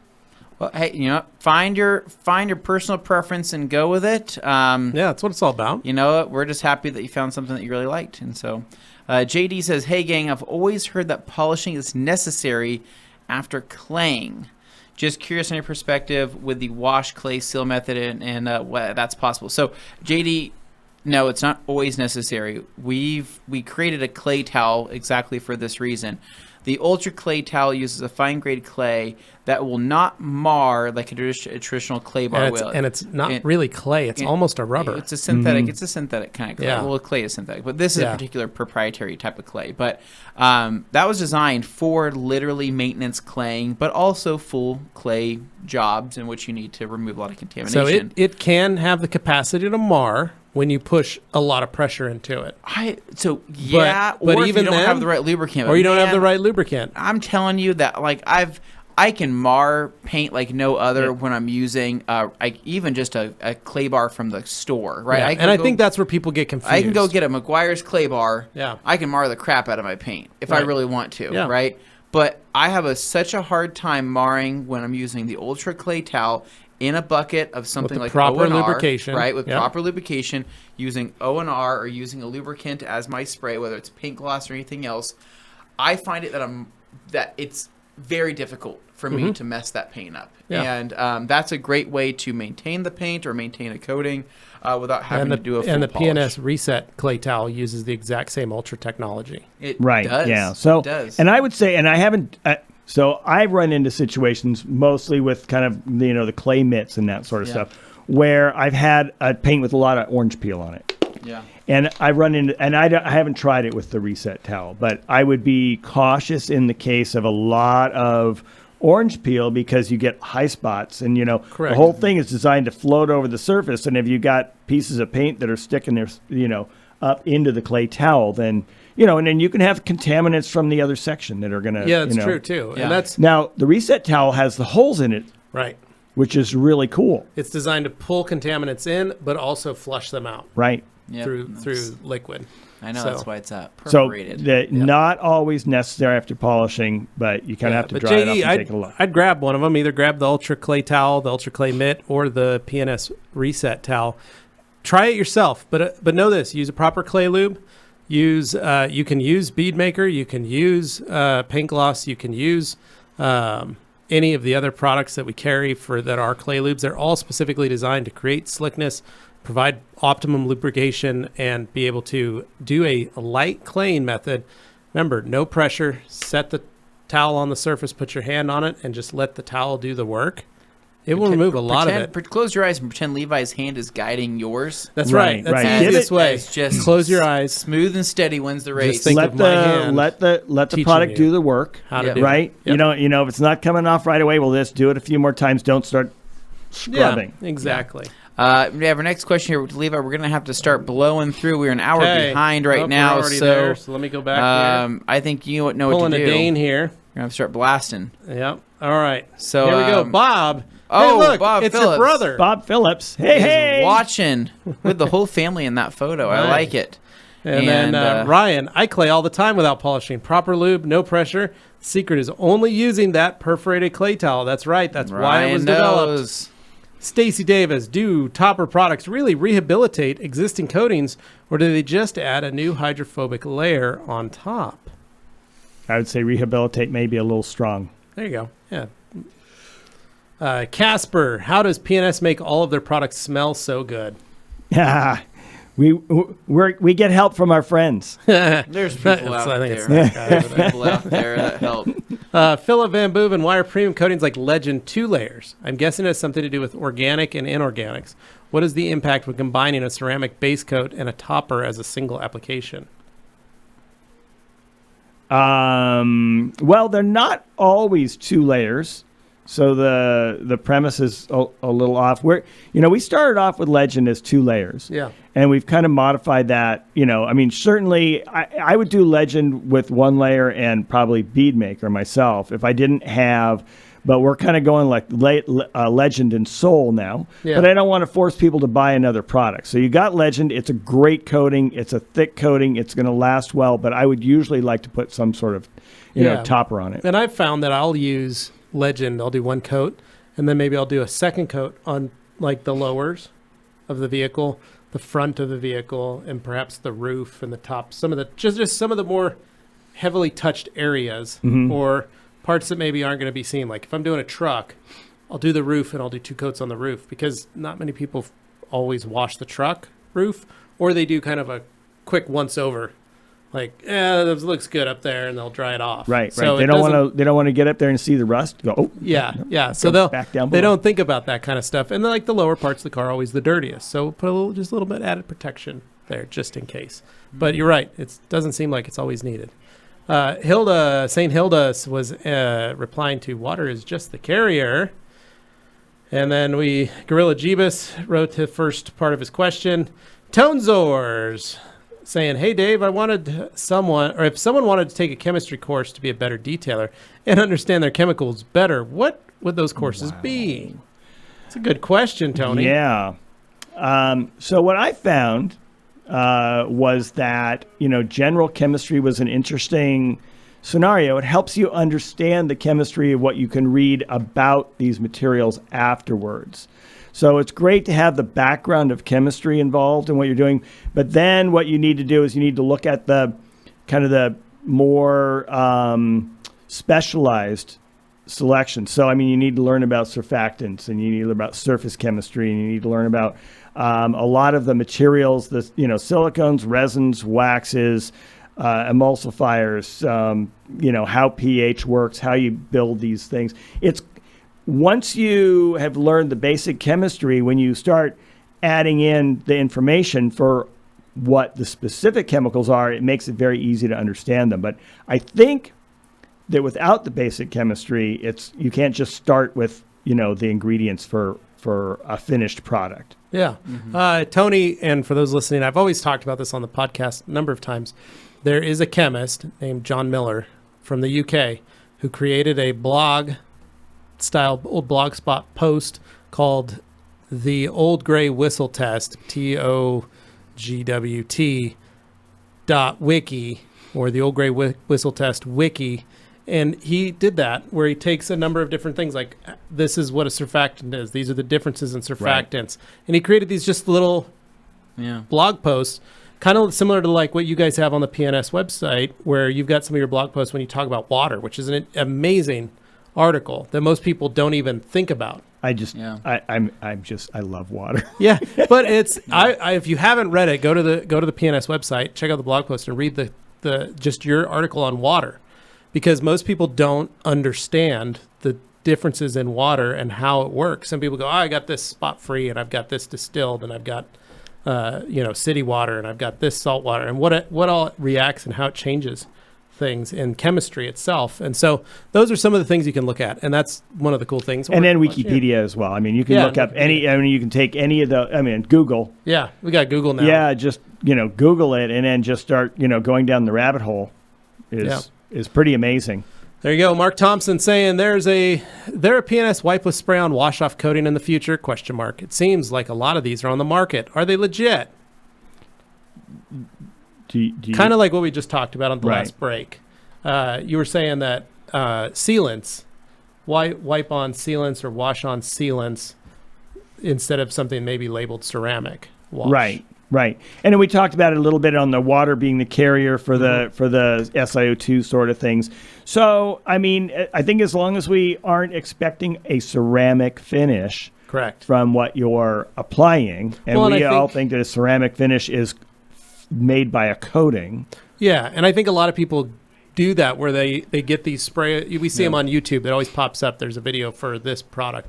They're like, now you can get the benefits of a ceramic coated vehicle, and it's just a spray-on product that has some SiO2 in it, and they're getting protection, but it's not traditionally exactly like a ceramic coating. Right, and then, so you could, you run into some scenarios where you have a difference in definition of terms. So we got coatings in our industry where we're going, okay, this is a coating.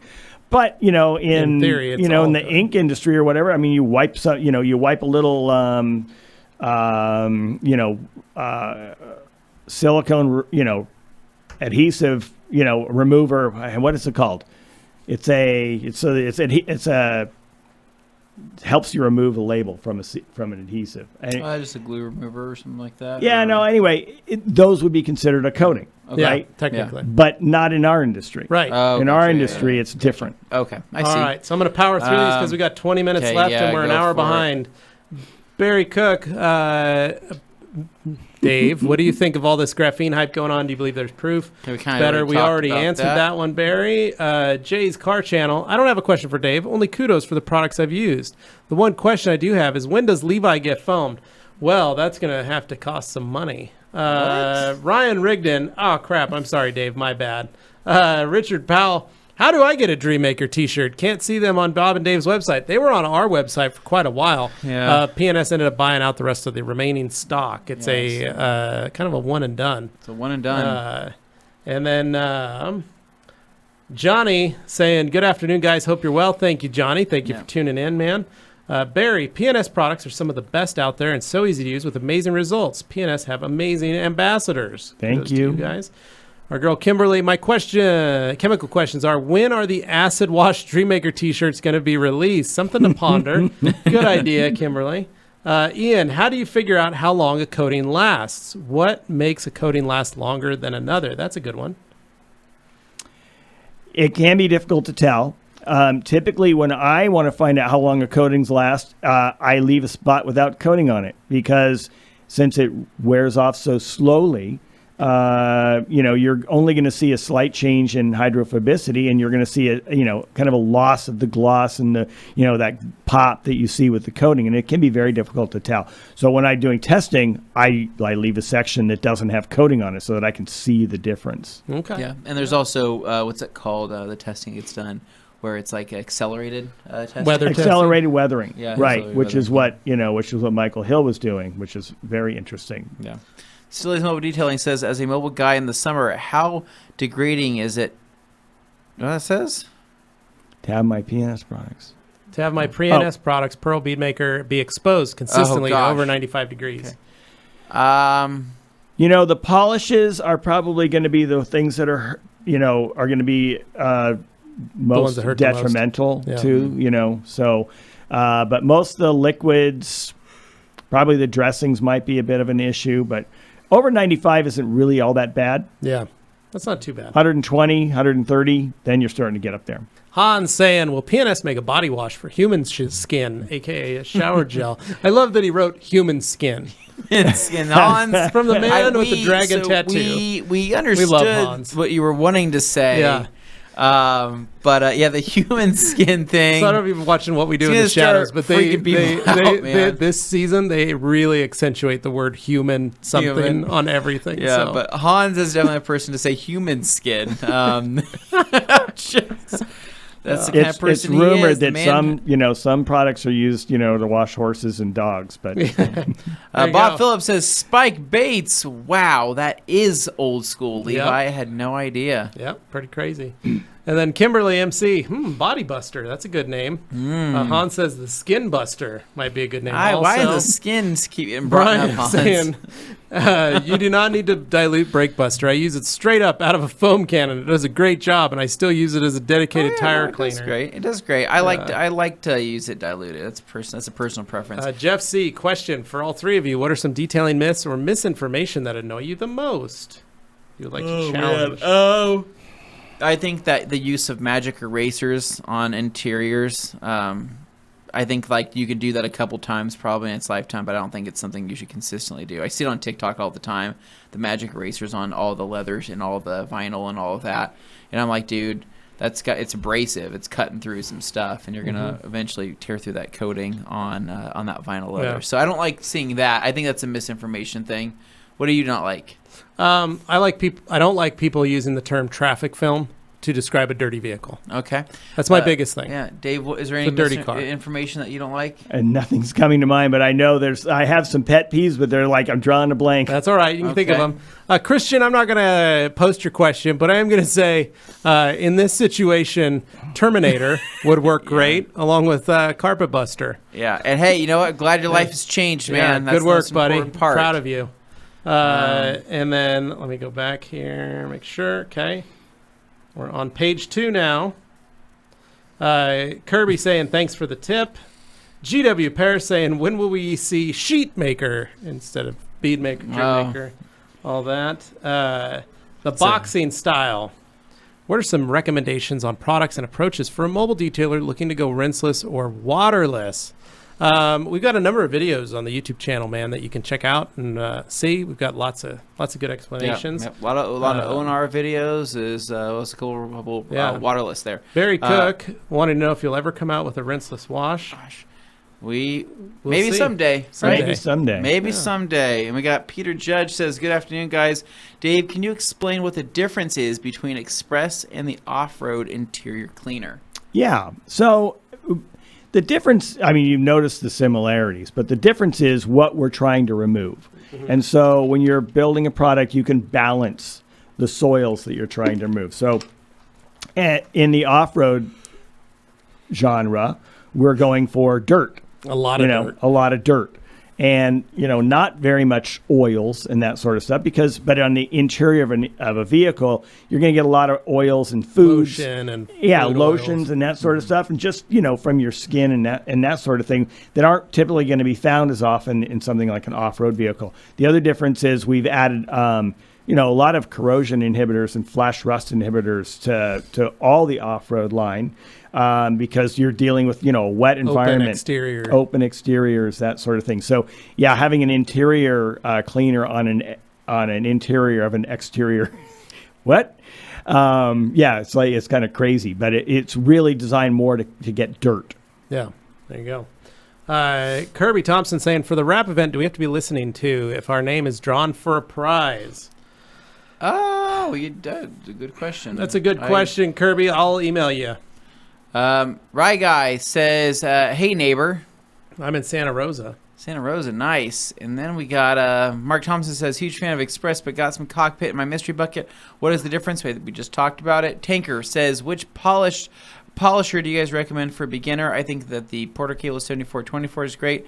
I think the that Mark III 15 Rupes is an amazing polisher. Yeah, 15. Yeah, but what beginner can afford that? Yeah, well, that's why you get the Porter Cable 7424. That's why you spend the big bucks, right? And you jump now. So the Porter Cable 7424 is a great gate to get started. Great, it's a great thing to learn on, and you cut your teeth with that machine. And then when you're ready to move up, swap out a 3-inch backing plate on that little tool. Turn that thing into a beast. Headlight machine. It's a 3-inch warrior. Hi, Freddie. Love P&S lineup. Can you tell us about Lucid headlight coating? We already kind of talked about that, but we kind of got to keep moving on because we have 30 minutes behind with 15 minutes left. We got DS says, how safe is it to use tree step remover on protected paint? I think it is relatively safe. And then we have 8 squares down and 1 away from it. That's back to the thing where you can't chemically remove a coating. Yeah. So I think you should be fine. There you go. Scott Mattern says, good afternoon, guys. I have a question for Dave. I was looking at 4 or 5 years down the road. How likely do you think that ceramic coatings will be replaced by a newer technology? I think ceramic coatings are here for quite some time. They've been here almost over a decade. Graphene tried to push ceramic out of the water, and I don't think it succeeded. No. And so right. I think and then the technology for ceramic coatings isn't actually all that new because it's been used in the industrial realm for a long time anyway. It's been modified and changed to work on cars, but the initial stuff is about the same. Nice. Jordan Nicholson saying, I hope you guys are doing well. It was nice to meet you at Waxsock. Thanks, Jordan. Dude, you too, man. Hans, what's a good tip to remove paint overspray from a gel-coated camper? Clay. Yeah, Seriously, Hans that doesn't Clay. sound like a fun time, Hans. Project Arjun, I had to compound and polish one of the panels of my car. This, in turn, removed the ceramic coating. Can I get away and just redo the ceramic coating on that one specific panel? The coating's only a year old. Yeah, you totally can. As long as you do that panel. Don't do like the center of the panel, polish only the center, because you are going to see some color differentiation between where it's coated and where it's not coated. Then you're going to coat it, you're still going to have that weird coloring. So take out that whole panel, in terms of compounding and polishing. Yeah. You know what's interesting, Levi? You know who's not here in the chat today? Who? Who's also not here at this table? Dane Hennon, Great Dane Films. So who's not here in the chat? That's not at this table? No, who's not here in the chat there? G. Davis. G. Davis. What if they're the Davis same people? Only comes around when Dane comes around. G is not here today, is that? What the heck? That's crazy. There's some. We need some. I think G. Davis is at the family reunion. He's pretty sure. He brought an assortment of cream pies to the Hennon family reunion. Cream pies. He's ready to go. Kimberly MC says the water performance of Dreammaker on the windows is insane. It absolutely is, Kimberly. You're right. It's listed on Beadmaker's STS, says Ryan. And then Project Arden says, how do we prevent our cars from becoming a dirt magnet? Your cars get dirty, man. It's just how it happens, man. It's unfortunate, but it happens. Kiko, what up, TRC? Recommendation for restoring and protecting a black leather seat on a 2010 Vespa. Ooh, GTS 300. It sits outside, not too 2010. damaged. But I could use some help. That's where our friends at Color Lock come in, but also P&S Express interior cleaner and their leather conditioner. Yeah, sure. Well, sure. Yeah, I mean, but yes. Okay.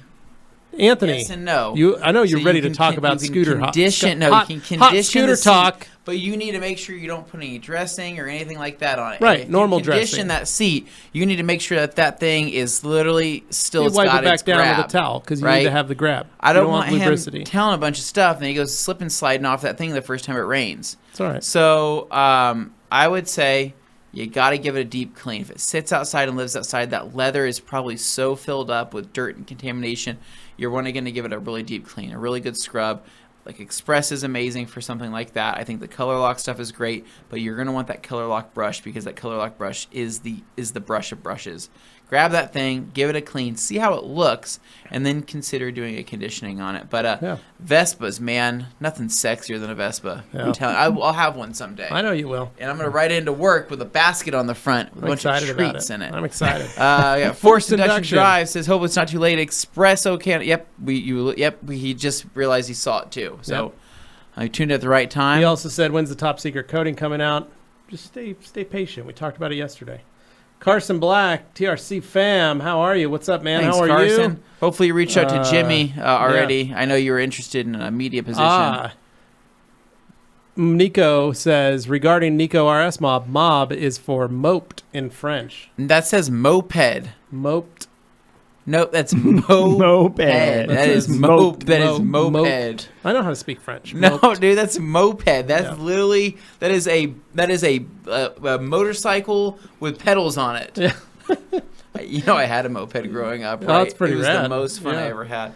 Hot Alcantara talk. And then Jamie the cleaner. My cousin's a chemist, and I like Dave more. High praise. High praise. Jamie, you didn't tell us that at the time. Yeah. Blood runs deep, but not deeper than P&S. So that's right. We got page 2. Let's keep it ripping. Project Arjun saying the heat wave is real. And then any good coatings for vinyl wrap? Yeah, we got Halo, we got Soul, and then we got some other stuff. So all those work great for that. Arjun saying Brake Buster is my go-to, but I definitely recommend diluting. Buy the 1 gallon, and it will go a long way. That's right. And then Kirby Thompson, last question for TRC. UBS seems to hold moisture better than the Big Red Sponge. Is this normal to experience? Yes. It's the way the foam is designed. It happens.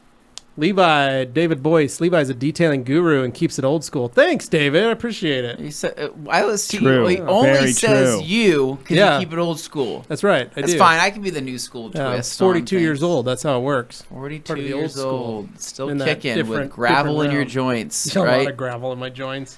And then Ripshaw says, Harpaz says Carson Black, Halo from G Technique, Q2 PPF from Geon, and Skin from C Quartz, film coating kit from Dr. Beasley's. Yep, all flexible coatings.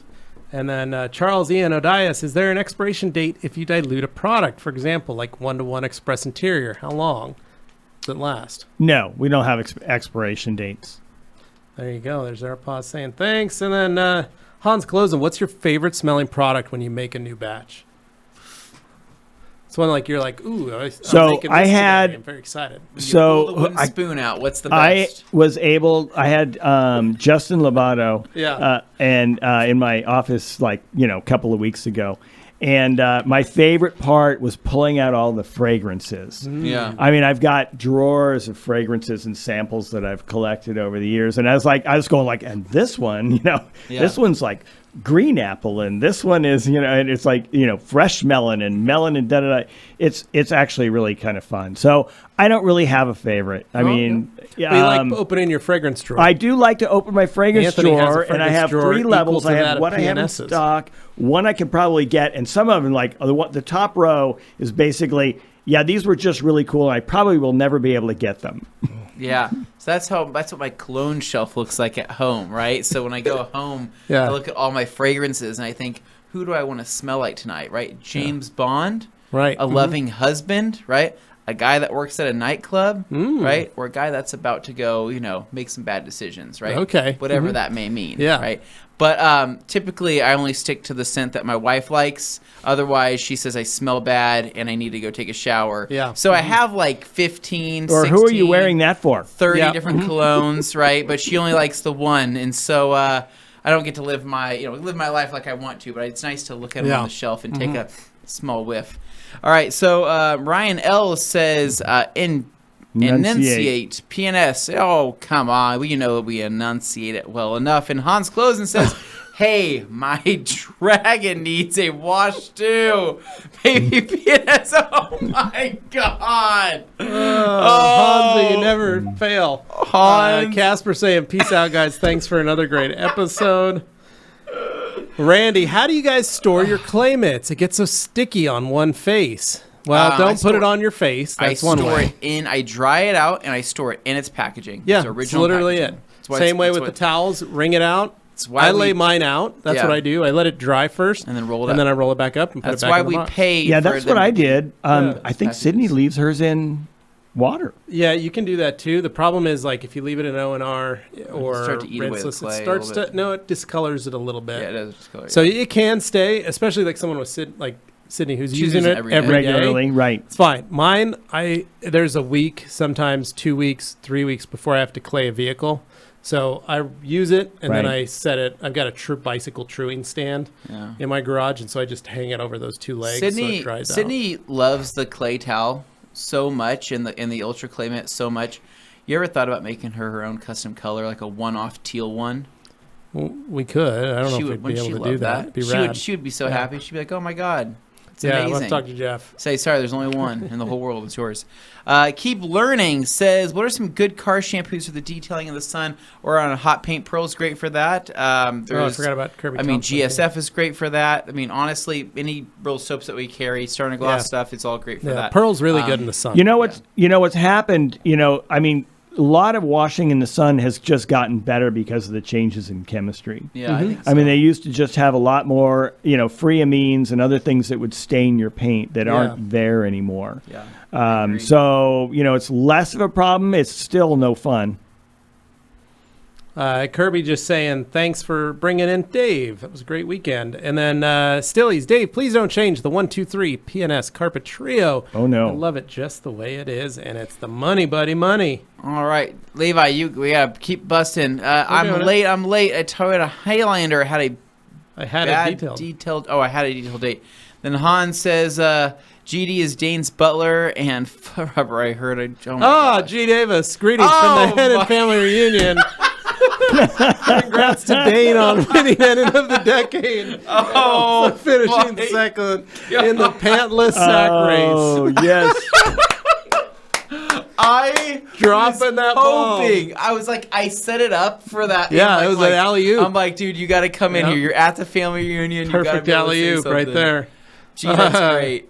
And Carson said he did. He's currently on the waiting list. Hans says, bring those old gummies in the basket. Sounds like a plan when you got your thing.